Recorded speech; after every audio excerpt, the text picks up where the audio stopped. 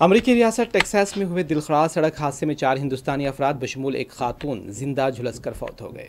مہلوکین کی شناخت آرین رگھوناتھ اور مپتی فاروق شیخ، لوکیش پالاچرلا اور درشنی واسودیون کی حیثیت سے کی گئی ہے۔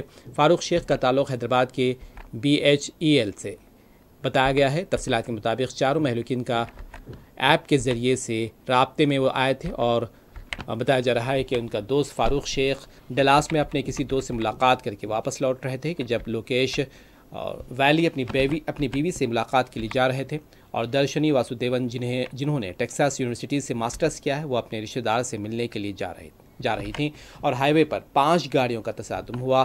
حادثے میں 4 ہندوستانی جس کار میں سوار تھے شعلہ پوش ہو گئی، زندہ جل کر فوت ہو گئے۔ آرین رگھوناتھ اور مپتی کا تعلق حیدرآباد سے بتایا گیا ہے۔ یہ واقعہ چند دن قبل پیش آیا تھا اور درشنی کے والد نے وزیر خارجہ جے شنکر کو ٹویٹ بھی کرتے ہوئے اپنے بیٹی کی رابطے میں نہ آنے کی اطلاع دی تھی۔ لاشوں کی شناخت نہیں ہو پائی ہے کیونکہ لاشیں بری طرح جھلس چکی ہیں۔ امریکی پولیس اس سلسلے میں تحقیقات کر رہی ہے۔